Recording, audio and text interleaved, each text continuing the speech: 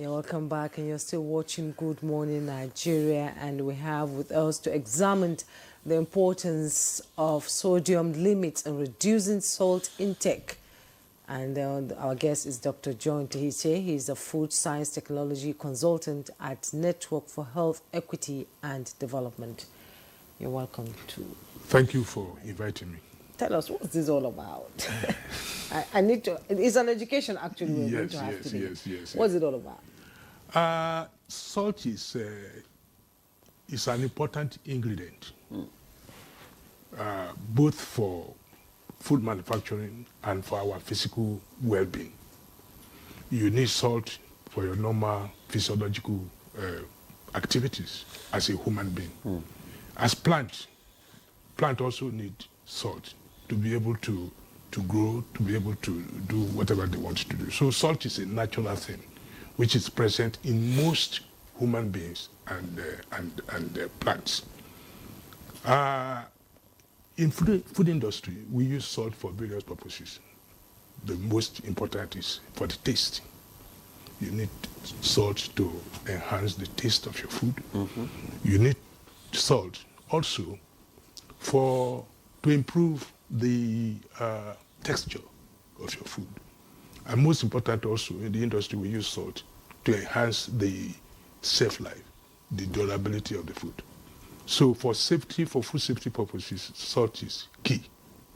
However, when you consume salt in excess, despite the fact that it has so many physiological properties, then it begins to work the other way. And that is why salt reduction program is key, which government is key because of the health risks it imposes on those of us that are still bent on consuming excessive salt. It's not that eating salt is bad. It is consuming excess salt. You made a comment while we were discussing off air before we introduced you. Said there's hidden salt. Yeah, what does that mean? That is, the visual salt you see, which you put on your table, on your food, when you are cooking. That is the salt people normally think.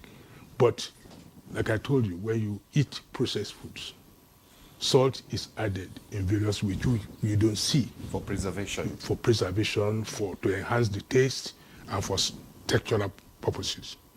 And two, some of the food we eat contains salt naturally. Okay. Which is, when I say salt, I'm talking of sodium. Sodium is a component of salt. So it is the sodium component that is critical to health, and that is what we are talking about. That's what we're talking about today. Okay, so you said that consuming too much of it is injurious to health. Yes. So what are some of the risks associated with this? Can you let us know? Okay. Now, when you eat excessive salt, the first thing you begin to notice is that it is a risk for hypertension. It enhances, it makes you have high blood pressure. And this is because salt naturally attracts moisture. Okay. We say it's hygroscopic. So when it absorbs moisture, it increases the volume of blood flow in your veins, and therefore increases the pressure to which your heart has to work to be able to accommodate this pressure, this added pressure. So the more salt you take in, the greater the capacity to be able to have high blood pressure. Number two is also involves in cardiovascular health. Okay? Blood pressure, hypertension, stroke. So you see now that in those days, hypertension is rarely noticed in this country. But if you go now, even in the rural areas, it's almost becoming an epidemic situation in the country.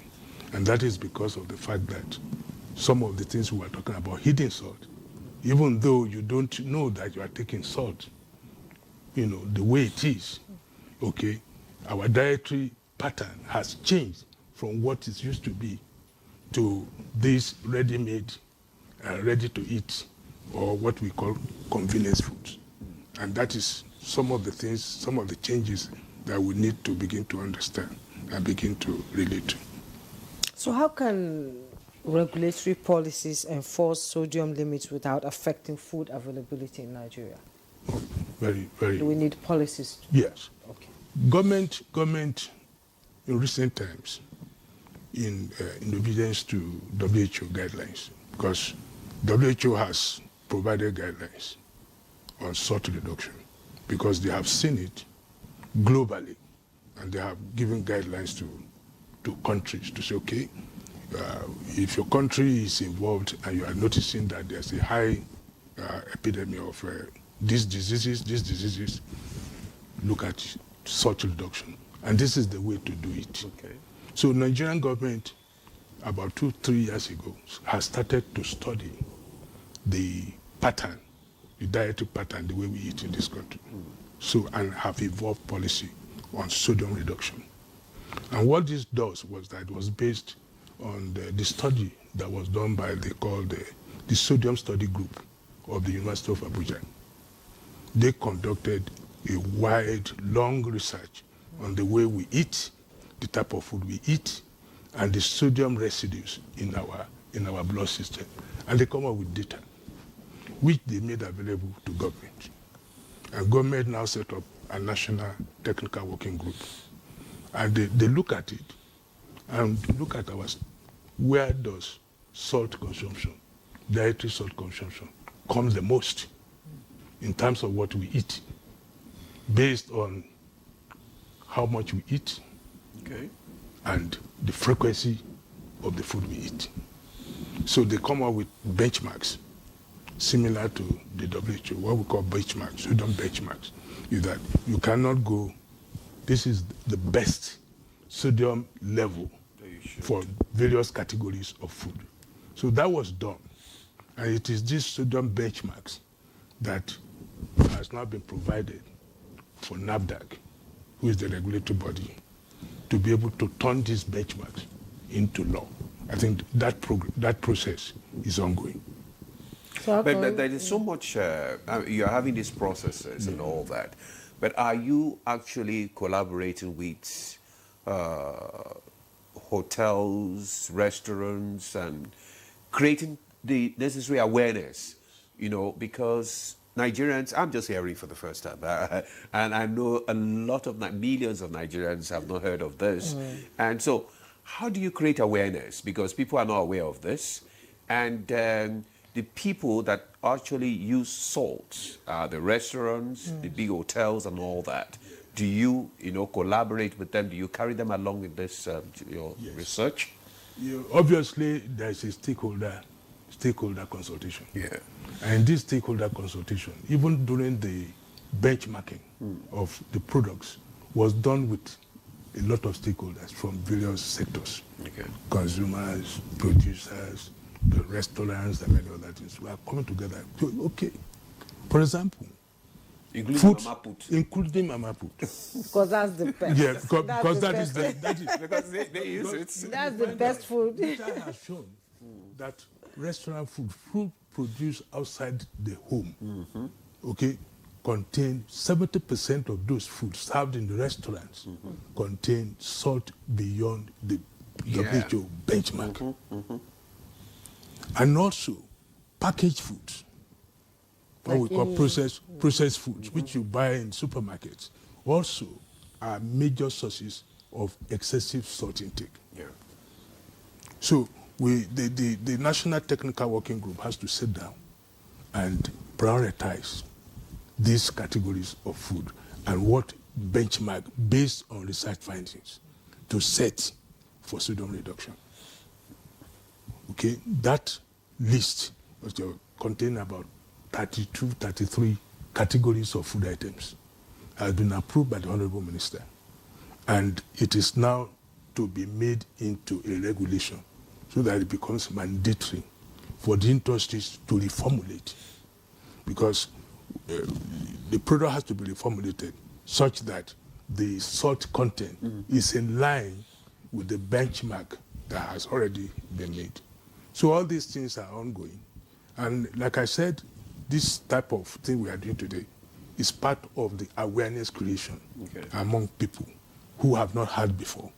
There are various other means of awareness we are creating. Especially in the communities. Especially in the communities. In various languages. The various languages. So what's your level of collaboration with maybe NOA? Yeah, Agency, jingles, they are part of the, they are members of the National Technical Working Group on Soil Reduction. Okay. So they collaborate with us. And then we in terms of jingles, for example, we like now radio. Have, like radio. We now have a national, this we say, let your head determine your taste. And that is what the NOA is helping us. What your health? Let your health determine your taste. Okay. So it's part of what we have developed as a result of all these communication and many of these. Well, given our food culture in Nigeria, people like a lot of salt. That's what we're saying. Yes. You know, taste is an acquired property. Yes. We acquired it. It's not that we inherited it. So if we go on soil reduction and massive education to be able to say, okay, this is why you must reduce salt, okay? And you get your salt not through the one you, for example, monosodium glutamate, which many of us use, don't know it has a lot of salt. Now what I'm talking about, bouillon cubes, I don't want to mention, you know what bouillon cubes are? Yes, yes. So many of us, particularly our wives at home, use bouillon cubes. Yeah, women use bouillon cubes without knowing that it contains a large amount of sodium. And they will still add salt. So these are practices that we do that may be due to ignorance. And that salt goes into your food. And when you eat it, you understand it. And majority of our ready-to-eat foods nowadays, which we call convenience food, also come with all this hidden salt. And then when you begin to eat them, the salts begin to accumulate in your body and you begin to have excess consumption of salt. Okay, let's talk about something that is very, very important. That is schools, where our children go to school and are fed food. The education sector, are you collaborating with them? Yes. To ensure that our kids don't get all these, because we see young children with hypertension, with low blood pressure, with diabetes, with kidney problem. In school, you know, nobody knows where they get it from, actually. So in boarding schools especially. Yeah, thank you very much. This is of a major concern. Yes. Because I used to, in most of the things when we give lectures like this. Now, in those days, you rarely hear of hypertension. People die of hypertension, people die of cardiovascular disease or whatever, or even cancer. But today, because of change in our dietary pattern, things are happening, particularly in schools, where you pay so much. And then you now see a child who is about 14 or 15, and is already obese. And then it's already having some symptoms of high blood pressure. And it's just 14 or 15. So what is it? How much drug is he going to use to control his blood pressure? At that age. At that age, till when he's 60 or when he's 70. So you find out that if care is not taken, that child may not be able to survive beyond 50, 60 years old. Maybe that's why the average age of... is falling. It's falling. So before we let you go, what advice would you give to the public about salt consumption now? How do we begin to reduce our salt intake? Yes. Number one, first and foremost, is that we have to discipline ourselves. Like I said, taste is an acquired phenomenon, and you can live with it. Number one, we need to be able to say, okay, what are the alternatives? What can I use as an alternative to salt? And there are several. Like spices.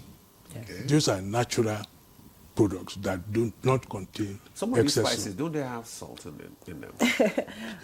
They are natural. I said natural spices, not processed spices. Okay, on that note, Dr. John says, that we've run out of time. He's a Okay. food science technology consultant at Network for Health Equity and Development. Thank you so much for coming, enlightening us, educating us. Thank you very So much. we're looking for more of this and Yes. the enforcement of it as well. Of course, When of is it course. going to start, the enforcement? Where the law is being put in place, Okay. but the guidelines are it's already approved by the Honorable Minister. Okay. So the moment the guidelines are put into law, enforcement, if there are discussions now going with the industry, Okay. then I told you about reformulation. All right. That the industry can also come in. All right. Thank you very Thank much. you so much for coming. We Thank appreciate you. Thank you very Thank much. you so much, sir. Thank you. Please, remain seated. And that's Good Morning Nigeria for today. We hope you've been informed on the intake of salt and how dangerous it is to health. I am Juma Yusuf. Thanks for watching. And I'm Adimolade. Thanks for joining us. Do have a lovely day.